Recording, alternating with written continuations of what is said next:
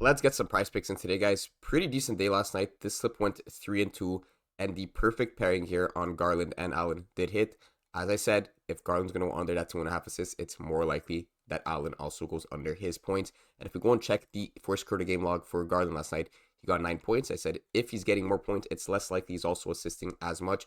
You could imagine if he's getting like only 4 points, he's probably assisting more points to other players. And you could see when he got 9 points, it's less likely that he's going to go over that 2.5. That's kind of the script we're going for in this case. Jared Allen only got the 4 points and Garland got the 2 assists. Now, bad beat on this DiVincenzo play, only half a point there. And Miles Turner only 3 PRA off. Could have got a potential 10x. Davis cleared this pretty easily here. So 3-2 on that slip. And then the other slip also in 3-2. We had 2 DNPs on these slips. Overall, a 6-4 day.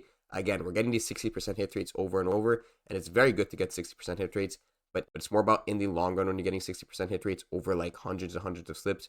With a hit rate like that, you're just bound to get these 6-mans as we do and as we have been doing in the Discord. So here we had Jimmy Butler on the over points, barely hit that. And this goes again to show you how much half points matter. First we see it on DiVincenzo, then we see it on Butler. Every half point counts when you're grabbing these props. If there's bumps, they're no longer good. Now Schroeder and Ingram hit pretty easily here, 8 assists and 17 points. And then the 2 first quarter props we went for on the rebounds both missed. So overall, I'm pretty happy with this day. Let's try to make a nice 6-man. It's funny because I actually have a bunch of first quarter props. That seems to be the value on the board today. Let's get into them right away. So in the NBA first quarter, what I like to do is first get the points player. And then I say, is there anyone I can match the assists with? So let me just find the tab here. Already I looked at these players and I checked, is there anyone on the assists? All they have is Kobe White on the first quarter assist prop. So if there was something like Cade Cunningham, I would definitely be grabbing the over assist with Jalen Duren. Because Jalen Duren's already a pick I'm going with. Over 3.5 points. We could check this on the OddsJuice dashboard. He's essentially set at minus 120 fair on the sportsbooks, indicating he has about a 54.5% chance of going over that 3.5. Now again, he's a center and a lot of his points are going to be assisted. So I would like to throw Cade Cunningham over 1.5 assists or whatever his line would be set at, but he's not on Prizepicks. So unfortunately I can't do that. And I can't do that with any of these plays. Now there's Garland here on the 6.5 points. We're grabbing the under. And look at this one. This one's interesting because on these sportsbooks, he's actually set at 5.5. On Prizepicks, we get about 6.5. And you say, okay, 1 point of difference, that matters a lot in the first quarter. So essentially, sportsbooks have him projected at going the under 5.5 at about a 47% chance. We're getting about 6.5. And someone like Darius Garland, who is shooting threes, we could check his first quarter game logs right here, actually. And we see he shot 4 3-points last game, hit 2 of them. Imagine a world where he actually doesn't get any 2-point field goals in the whole first quarter. He only hits 2 threes. We're cashing that under 6.5. On Prizepicks, we would not be cashing it on a sportsbook because you'd get exactly 6 points, right? 5.5 is a dangerous spot for a 3-point shooter. So 6.5, we get a ton of value by grabbing the under here. So that is going to be the second pick. Now the third pick is a bit different. We got Nurkic on the over 2.5 points. And again, this is a discrepancy from the sportsbooks. What I'm set at 3.5. They have him at a 48% chance that he goes over 3.5. Again, we're getting him at 2.5. Nurkic's not going to go start slinging threes tonight, but we still do win in some cases where a 3.5 would not win. Think about a time where he gets a bucket and an N1, right? If he gets fouled on that bucket, he could easily get 3 points on that one play. That over 2.5 would hit. The over 3.5 would not hit. So you can see how much percent of value you're getting based on that. There's also the fact that maybe he gets a bucket and he gets free throws. He hits 1 out of 2 free throws. We're cashing that over 2.5. We're not cashing the over 3.5.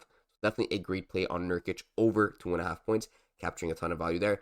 Then KCP, last play here on the over 2.5 points. I mean, all he needs is a 3 to cash this. Is he going to hit a 3 tonight? We have him at about a 54.5% chance that he does go over that 2.5. He doesn't necessarily need a 3, but, odds are that if KCP hits this over, he's probably just getting it on a 1 3-pointer. So that is going to be the first quarter props. And other than that, I just have a general NBA pick here on Okoro. We're having on the over 17.5 PRA. And you see, these are a bit weaker. A lot of the value was early in the day. I already locked in a bunch of slips, but this is kind of where we're left over. I do like these two as the best. On OddsJuice, they're kind of flagged as lower percent odds to win. It's because we're looking at the percent odds of the 3.5. We're not looking at the 2.5. So it's kind of hard to estimate, what's the actual percent odds that the over 2.5 hits. So we're looking at the next best thing, which is a 3.5, and we know we're getting a full point extra on that. So of course, this is a much higher win percentage than 40%. I'll probably guess around like 56-ish, 58%, but it's impossible to really know because there's no alternative lines for first quarter props on sportsbooks. So Coral props more easy to understand. He's set at 17.5 on the sportsbooks, but they have juice. They have the favorite outcome towards his over 17.5 points, which means his over 17.5 is obviously more likely to happen. And they have him projected at about a 54% chance that he goes over that 17.5. And the last pick, actually the best pick, is going to be Gusto here in soccer. This pick starts in about 2 hours. You might not be able to get it, but the under 2.5 tackles is what I'm liking. Minus 139, so 58% likeness that Gusto here in soccer, he plays for Chelsea, goes under 2.5 tackles. That's going to be the last pick, and it's going to be the 6th man. If you guys are watching later in the day and this pick is off the board, it's okay. Just throw this into a 5 flex. I still like all these NBA picks. That is going to be it for today.